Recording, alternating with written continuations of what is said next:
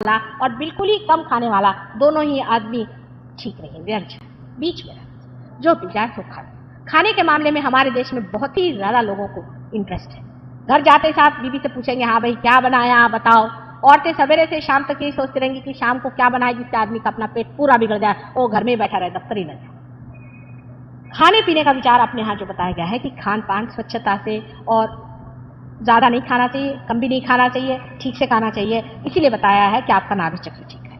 लेकिन जो वेजिटेरियनिज्म के पीछे में लोग हर तरह का प्रकार करते हैं, इसके लिए नहीं बताया गया, या उपवास के लिए नहीं बताया गया कि रात दिन आप खाने की बात सोचते रहे कि आज मैं क्या खाऊंगा, शाम को मैं क्या खाऊंगा, आज मेरा उपवास है, आज मैं क्या खाऊंगा, इसके लिए नहीं बताया। वास्तविक में तो सारे सहयोगी कहते बाबा उपवास नहीं कर, मेरे मन के विरोध में पड़ता है, मैं तुझसे प्रसन्न नहीं होती। हाँ, नहीं खाना हो तो कुछ और चीज खा लो, उसकी क्वालिटी बदल डालो, लेकिन जो उपास सवेरे से शाम तक आप सब आज उपास से बैठे हैं, वो लोग पार नहीं होते। मैं आपसे बता, अगर आप उपासड़े लोग होंगे तो आप पार नहीं हो सकते। ये जानना चाहिए कि उपास करने से अगर परमात्मा मिलता है तो अपने देश में तो एटलीस्ट 30-40% लोग तो ऐसे ही पार हो जाने चाहिए।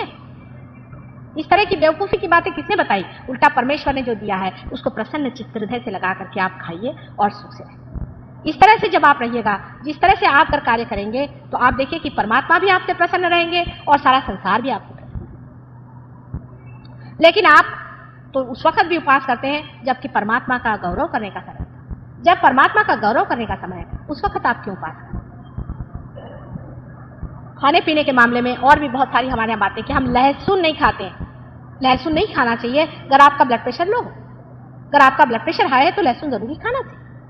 सब चीजों का एक एक नियम होता है। हमारे यहाँ तो एक जनरल चीज है कि वो उनके यहाँ मैं गई थी, वो हरा धनिया की पत्ती नहीं खाती तो मैं भी नहीं खाती। अरे भाई क्यों नहीं खाती? उन्होंने छोड़ दिया तो मैंने भी छोड़ दिया। माने जैसे कि हमने पहले तो बुद्धि को ही त्याग दिया। खाने पीने से परमात्मा नहीं मिलता है, उल्टे खाने पीने में इतना चित्त लगाने से जरूर परमात्मा छूट जाएगा। रात दिन खाने पीने में व्यस्त रहने से भी नाभि चक्र पकड़ता है। अब बहुत से लोग ये कहते हैं कि माता जी जिनको खाने को भी पूरा नहीं मिला वो परमात्मा की ओर कैसे जाए?